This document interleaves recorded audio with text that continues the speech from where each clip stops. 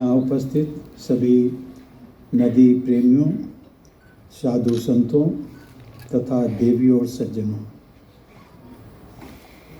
आज इस महत्वपूर्ण कार्यक्रम में आप सभी के बीच उपस्थित होकर मुझे अत्यंत प्रसन्नता हो रही है। ये कार्यक्रम मंथन का कार्यक्रम 4 नवंबर से प्रारंभ हुआ और आज इसका समापन हो गया। मंथन सार गर्भित रहा। आज जो कुछ हमने सुना सभी वक्ताओं से, उससे सब कुछ जो एक मंथन का एक अमृत निकलता है, उस अमृत को हम स्वीकार करें तो मुझे लगता है यही प्रेरणादायक है, यही हमारा आगे का पाथेय है, यही रोड मैप है। देवियों और सज्जनों, मैं बहुत कुछ इतिहास में नहीं जाना चाहूँगा, लेकिन कुछ थोड़ा सा संक्षेप में जरूर रखूँगा। चाहे काशी हो, मदुरई हो, हड़प्पा हो या चाइना हो, मिस्र हो और मॉस्को, इन सभी जगहों पर मानव सभ्यताओं का जो विकास हुआ है, जो सभ्यताएं वहाँ उपजी हैं और फली फूली, वो इन सभी नदियों के किनारे हुआ। नदियाँ ही हमें जल की सतत आपूर्ति देती हैं, कृषि के लिए उपजाऊ मिट्टी और व्यापार के लिए परिवहन मार्ग प्रदान करती हैं। यदि हम सब अपने आप से भी पूछें कभी कि क्या नदियों के बिना जीवन संभव है, तो हर एक की ओर से उत्तर यही मिलेगा कि ऐसा संभव नहीं है। किसी भी देश के सभ्यता की पहचान वहाँ की नदियों से होती है। जिसे रूसी लोक कथाओं में रूसी सभ्यता की पहचान वोल्गा नदी है, जिसे रूसी लोक कथाओं में मदर वोल्गा के नाम से भी जाना जाता है। अमेरिका की पहचान मिसिसिपी नदी है। यांगत्से नदी चीनी सभ्यता की जीवंत पहचान है। नील नदी रेगिस्तान के बीच में बसी मिस्र की समृद्ध प्राचीन सभ्यता की पहचान है। और अमेजन नदी दक्षिण अमेरिका सभ्यता के संपन्न इतिहास की याद दिलाती है। उसी प्रकार जैसा कि महात्मा गांधी जी ने भी कहा था गंगा नदी के बारे में कि गंगा नदी भारत और भारतीयता की आत्मा व भारतीयों का प्राण तत्व है। हमारे देश की पहचान कोई लाल किले या ताजमहल से नहीं होती है। भव्य इमारतें, स्मारक और शहर तो बनते हैं, बिगड़ते भी हैं, परंतु गंगा शाश्वत है। गंगा मात्र एक नदी ही नहीं बल्कि हमारी जीवंत व जागृत माँ है। माँ गंगा भारत की सभी नदियों का प्रतीक है तथा हमारी सनातन सभ्यता और संस्कृति की सच्ची पहचान है। हम लोगों ने जो यहाँ पर बैठे होंगे, बहुत सारे जो फिल्मों के शौकीन होंगे, जिसमें कि भारत की पहचान क्या है, इसमें कहा गया था, एक राज कपूर की फिल्म आई थी जिसमें कहा था कि हम उस देश के वासी हैं जिस देश में गंगा बहती है। उसमें कहीं पर भी किसी जगह नहीं कहा गया कि ताजमहल है, लाल किला है या था और चीज़ें। देवी और सज्जनों, हमारी भारतीय सभ्यता में नदियों को महत्व को भली भांति पहचाना भी गया। ऋग्वेद के आपा सूक्त में कहा गया है, आपो हिष्ठा मयो भुवस्था न ऊर्जे दधातना महे रणात् चक्षसे यो व शिव तमो रस स्तस्य भाजय तेह न उस तीर मात्रा। अर्थात मानव जीवन के अस्तित्व को बनाए रखने और आध्यात्मिक शुद्धि के प्रभावी उपाय के रूप में नदियों का ये सूक्त वर्णन करता है। इसमें जल को जीवन व ऊर्जा का स्रोत तथा सबसे गुणकारी अमृत माना गया। अभी प्रयागराज में होने वाले महाकुंभ की भी चर्चा हो रही थी। बताया जा रहा है कि इस बार महाकुंभ में लगभग 40 करोड़ लोगों के भाग लेने का अनुमान है। हमारी नदियों के प्रति हमारी आस्था और श्रद्धा का ये जीवंत उदाहरण है। परंतु यहीं एक विरोधाभास भी हमारे सामने आता है। जब हम अपनी नदियों की मौजूदा हालत को देखते हैं तो एक प्रश्न जरूर खड़ा होता है कि जो संस्कृति अपनी नदियों का इतना सम्मान करती हो, उस देश की नदियां आज इतनी प्रदूषित कैसे हो गई। इसका बहुत कुछ उदाहरण हमारे लेफ्टिनेंट गवर्नर साहब सक्सेना साहब ने उसके कारणों को बताया। इनके कारणों में मैं नहीं जाना चाहता। यहाँ आप सब लोग जो बैठे हुए हैं विशेषज्ञ हैं और इन सभी कारणों से भली भांति परिचित भी हैं। लेकिन मैं ये अवश्य कहूँगा कि जब हमारी नदियाँ प्रदूषित होती हैं तो ये मात्र जल ही प्रदूषित नहीं होता है, ये हमारा अस्तित्व प्रदूषित हो रहा है। हमारी पुरातन सभ्यता और संस्कृति प्रदूषित हो रही है और हमारी आत्मा भी प्रदूषित हो रही है, और सही अर्थों में तो हम स्वयं प्रदूषित हो रहे हैं। देवी और सज्जनों, पिछले कुछ वर्षों में सरकार ने हमारी नदियों के संरक्षण के लिए नमामि गंगे परियोजना, नेशनल रिवर कंजर्वेशन प्लान जैसे सराहनीय कदम उठाए।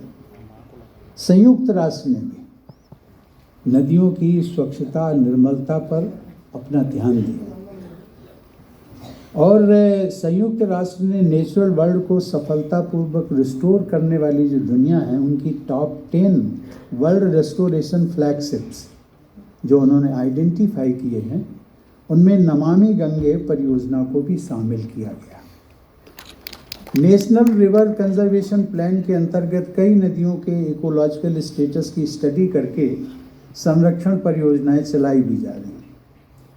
लेकिन मेरा कहना है कि सरकारी योजनाएं तो सभी अपनी जगह हैं, लेकिन मैं अपने अल्प अनुभव के आधार पर कह सकता हूं कि इतने बड़े सिविलाइजेशनल प्रोजेक्ट को सरकारें अकेले कभी भी पूरा नहीं कर सकती। कोई भी बड़ा बदलाव तभी सफल होता है जब जन सामान्य में उस बदलाव के लिए डिमांड जनरेट की जाए। जब जनता किसी बदलाव की मांग स्वयं करती है, उसके प्रति उत्साहित होती है, जब जनता किसी बदलाव को अवतरित करने के लिए प्रतिबद्ध हो जाती है, तभी किसी कार्य में जन भागीदारी सुनिश्चित होती है।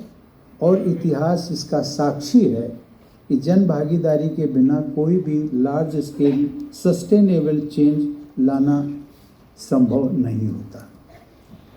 देवी और सज्जनों, मैं इस विषय पर बात नहीं करूंगा। दीपावली और छठ पर्व के दौरान दिल्ली में जो हमने प्रदूषित यमुना नदी की एक झलक देखी, उसके बारे में बहुत विस्तार से हमारे एलजी साहब ने बताया। कुछ दिल्ली वासियों ने मुझे एक बात और शेयर की। उन्होंने कहा कि महाराष्ट्र और राजस्थान के उन दूर दराज के इलाकों के बारे में जहां लोगों को पीने का पानी जुटाने के लिए भी कई मील दूर जाना पड़ता था, मात्र कुछ ही दिनों की बाधित जल आपूर्ति ने जैसा दिल्ली वासियों को एहसास कराया, उसी प्रकार से उन लोगों को एहसास कराया। और कभी कभी मैं भी सोचता हूँ कि शायद ये जो विपदा जिसको हम सोचते हैं नदियों के सामने आई है, वो कभी कभी एक पॉजिटिव, उसको यदि हम दृष्टि से देखें तो ये हम सब लोगों के लिए एक सिग्नल है और चेतावनी। और ये वर्तमान में पानी के महत्ता के बारे में मैं नहीं केवल कह रहा हूँ, ये नदी परिषद नहीं कह रही है, बल्कि ये सदियों से नदी की क्या महत्ता होती है, पानी की जीवन में क्या महत्ता होती है। रहीम एक कवि थे, उन्होंने लिखा था, रहीमन पानी राखिए बिन पानी सब सून, पानी गए न उबरे मोती मानुष चून। वर्तमान समय में हम मानव चंद्रमा और मंगल जैसे दूसरे ग्रहों पर भी पानी की तलाश कर रहे हैं। छांदोग्य उपनिषद में कहा गया है कि पृथिव्या आपो रसा, पानी ही पृथ्वी को जीवन देता है। और आज वैज्ञानिक भी साफ साफ बताते हैं कि जल के प्रमाण के बिना दूसरे ग्रहों पर जीवन की कल्पना तक नहीं की जा सकती। और सही मायने में जो हमारे जितने भी स्पेस वैज्ञानिक उस दिशा में बढ़ रहे हैं, उनका पहला मकसद होता है कि उस ग्रह पर पानी की उपलब्धता है या नहीं है। वो जगह नहीं देखते हैं, जगह चौरस है, सपाट है, अच्छी है, हरियाली है, नहीं, उसको नहीं देखते। उनका पहला मकसद है कि वहाँ पानी की उपलब्धता है या नहीं। देवी और सज्जनों, ये नदी परिषद ने कुछ आंकड़े दिए होंगे, लेकिन मैं एक आप सबको एक चेतावनी के रूप में, भारत में दुनिया की 80% आबादी रहती है, लेकिन जल संसाधन जो हमारे उपलब्ध हैं वो मात्र 4% हैं, एज अगेंस्ट 18%। दूर दराज के इलाकों की बात तो हम छोड़ दें, हमारे कई बड़े शहर तक हर वर्ष ड्राई सीजन में पानी की किल्लत महसूस करते हैं। दिल्ली जैसे शहरों में, मुंबई जैसे बड़े बड़े मेट्रोपॉलिटन सिटी, पानी के लिए आपके टैंकर एलजी ऑफिस में रोज सुबह से शाम तक, इनके यहाँ जितने लोग आते हैं, मिलने के लिए आते हैं, विजिटर्स आते हैं या टेलीफोन्स आते हैं, टेलीफोन्स में इनके यहाँ 80% टेलीफोन्स इस बात के लिए आ रहे हैं कि पानी की कमी है, एलजी साहब हमारे यहाँ पर मेहरबानी करके पानी का टैंकर भिजवाइए। एलजी का एक कॉन्स्टिट्यूशनल असाइनमेंट है उनको और चीज़ों के, लेकिन जनता की आवाज़ है, और इसका मतलब ये है कि उसकी नेसेसिटी, आवश्यकता कितनी है। मैं एक निष्कर्ष की बात कहना चाहता हूँ, ये जबकि वो नदी परिषद देख रही है, लेकिन हम सबको भी अपनी आगे आने वाली पीढ़ियाँ जो है उनके लिए हमें जीवित रहने के लिए पर्याप्त मात्रा में साफ पानी की ज़रूरत को महसूस करना होगा। अगर साफ पानी ही नहीं मिलेगा तो कितना भी धन संचय करिए आप, कितना भी मैटेरियलिज्म की तरफ जाइए, आपको कुछ भी नहीं मिलेगा। पानी नहीं होगा तो मौतें, जिसको कहते हैं ना, व्याधियाँ आती हैं, बीमारियाँ आती हैं, रोग आते हैं, उनसे आदमी कम मरेगा। मैं कहता हूँ कि पानी की कमी के कारण मौतें ज़्यादा हों। बहुत एक बड़ा चैलेंज है। इसलिए हमारी भावी पीढ़ियों के हित को ध्यान में रखते हुए नदी संरक्षण को प्राथमिकता देना आज हम सबका परम कर्तव्य बन गया। हमारी नदियाँ, देवी और सज्जनों, कितनी पवित्र होती थी, और उसकी पवित्रता एक मापदंड हुआ करती थी। संत महात्माओं के उद्गार, संत कबीर ने कहा था, कबीरा मन निर्मल भया जैसे गंगा नीर। जैसे गंगा का पानी निर्मल होता है, उसी प्रकार से हमारा मन भी निर्मल होना चाहिए। ये साधना की पराकाष्ठा। और इसी तरह से संत रविदास ने भी कहा कि मन चंगा तो कठौती में गंगा, अर्थात गंगा के लिए आपको कहीं जाना नहीं पड़ेगा। और वर्तमान में, ये तो मैं पिछले सदियों पुरानी बात कर रहा हूँ, वर्तमान में भी इसको फिर उन्होंने कहा कि गंगा के बारे में कि गंगा तेरा पानी अमृत, गंगा तेरा पानी अमृत, अर्थात अमृत आपको ढूंढने की ज़रूरत नहीं है, गंगा का पानी पिएंगे तो अमृत आपको मिलेगा। गंगा तेरा पानी अमृत झरझर बहता जाए। साधु संत, अभी आप सबको शायद जानकारियाँ नहीं हैं, हमारे महामंडलेश्वर बैठे हैं, स्वामी चिदानंद जी बैठे, और कभी बीच पे मैं संपर्क में आता हूँ तो मुझे जानकारी मिलती है साधु संत प्रायः अपने जब पानी की इनको आवश्यकता होती है तो गंगा नदी का ही पानी पीते हैं, और मंगाते कहाँ से? गंगोत्री से। ये तो एक साधु सन्यासियों की बात हुई, समझ में आता है। वे कुछ लोग कहते हुए इनके पास गृहस्थ आश्रम तो है नहीं, ये व्यवस्था कर सकते हैं, उनके जो शिष्य हैं वो व्यवस्था कर देते हैं, इनको क्या इनके लिए संभव है, ऐसा कहते हैं। लेकिन मुझे बड़ा आश्चर्य हुआ, एक बार शिष्टाचार बस एक सुप्रीम कोर्ट के जज आए मेरे आवास पर, समय मांगा, हम मिले, एक शिष्टाचार की भेंट थी, उसके पीछे और कुछ नहीं था। तो वो अपने साथ, मैंने अपने स्टाफ के लोगों को कहा, मैंने कहा भाई इनको एक जो मिनिमम शिष्टाचार होता है, एक इनको ग्रीन टी हम पिलाना चाहते हैं, ग्रीन टी और कुछ बिस्किट्स वगैरह।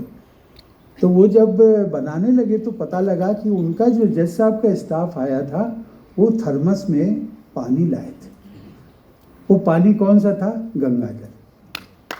और जब मैंने और उन दोनों ने चाय बैठ करके पी तो मैंने कहा कि जज साहब इसका टेस्ट कुछ अलग दिख रहा है।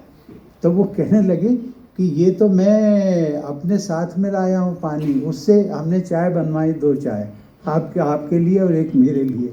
मुझे बड़ा सरप्राइज़ हुआ कि देखिए ये ठीक है, अफोर्डेबल हैं, उनके लिए हैं, और सबके लिए, हम सबके लिए नहीं है, हम लोग ऑर्डनरी हैं, हमें नहीं गंगा जल वहाँ से मंगाने की सुविधा है या वैसा। लेकिन मैं ये सोचता हूँ कि देखिए सोच कितनी है, अर्थात चाहिए उनको साफ पानी नहीं मिलता है तो एक कल्पना है और एक विश्वास है, आस्था है गंगा नदी में, गंगा नदी का, कि जो हमें वहाँ से मिलेगा वो पानी अमृत की तुल्य।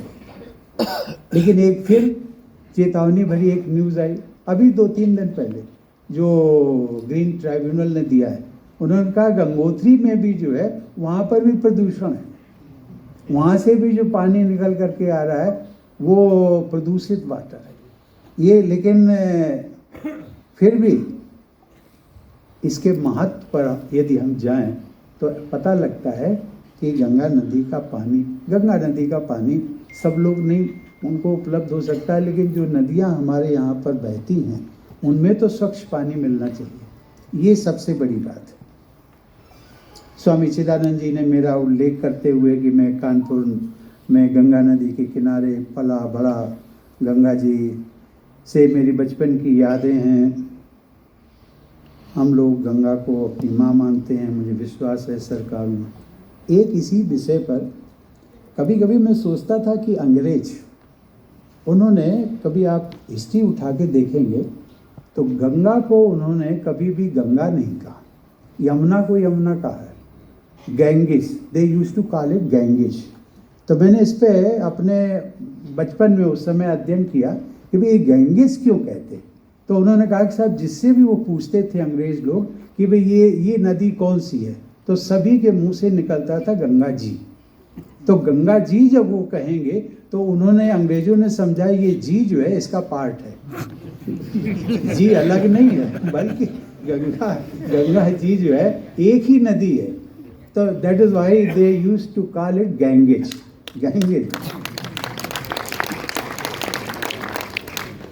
देवी और सज्जनों, मुझे जानकर प्रसन्नता हुई कि भारतीय नदी परिषद ने नदियों के संरक्षण के हमारे सिविलाइजेशनल प्रोजेक्ट में जनभागीदारी सुनिश्चित करने के लिए सराहनीय कदम उठाए। परिषद की वर्ष 2001 में स्थापना के बाद अब तक की राह और उसमें मिली उपलब्धियां प्रशंसनीय हैं। ये संस्था आज देश की 50 से अधिक नदियों पर अपने नदी पुनर्जीवन प्रारूप के आधार पर सहयोग और सहायता प्रदान कर रही हैं। आपको मिली सफलताएं ये कि धीरे धीरे ही सही देश में नदियों के संरक्षण के प्रति बढ़ रही है। मुझे बताया गया है कि बहुत सी धार्मिक संस्थाओं ने भी नदी संरक्षण के कार्य के लिए जन जागरण का बीड़ा उठाया। ये उत्साहवर्धक संदेश है। प्रयागराज में आने वाला महाकुंभ नदियों के संरक्षण की ओर जन जागरूकता बढ़ाने तथा संरक्षण प्रयासों के प्रति प्रतिबद्धता को और बढ़ाने का अच्छा अवसर है। मेरा सुझाव होगा कि आप सभी इस अवसर का पूरा उपयोग करें। नदी परिषद के कार्यकर्ताओं और योद्धाओं से मेरा अनुरोध है। हम सभी देशवासियों ने वर्ष 2047 तक विकसित भारत के निर्माण का एक साझा संकल्प लिया। इस संकल्प की सिद्धि हमारी नदियों के पुनर्जीवन के बिना पूर्ण नहीं हो सकती। इस पर मुझे एक चीज़ और जोड़नी है। वो ये कि 2047 की जब हम बात करते हैं तो आज से लगभग 22 वर्ष हो गए। ये जो आपने टारगेट रखा है पीरियड का, वो बहुत लंबा है और ऐसा लगता है कि शायद 2022 वर्ष बाद जब विकसित भारत की कल्पना साकार होगी तो उस समय फिर आप पूछेंगे कि भाई ये नदियों का पुनर्जागरण ये कहाँ तक पहुँचा। मुझे लगता है कि नहीं, ये टाइम फ्रेम जो आप बना रहे हैं, मुझे लगता है नदी परिषद से मैं आग्रह करूंगा कि आप इसको, क्योंकि भारत सरकार का भी हम देखते हैं जब देश आज़ाद हुआ तो उन्होंने पंचवर्षीय योजनाएं, मतलब 5 वर्षों में वो उसका करते थे, रिव्यू करते थे। मुझे लगता है कि आप इस पर कृपया विचार करें और इसको 5 वर्ष नहीं तो कम करें, तो 3 वर्ष का अगर कर लेंगे तो मुझे लगता है 7 बार आपको मौका मिलेगा विकसित भारत तक पहुंचने के लिए। उसमें आप रिव्यू कर सकते हैं। जितने अधिक मौके आप रिव्यू करने के लिए लगाएंगे तो मुझे लगता है उसमें हमारी क्या कमियां रहीं, कहाँ तक हम आगे बढ़े और उसमें क्या क्या किया जा सकता है, उस पर भी आप विचार करेंगे, मुझे ऐसा लगता है।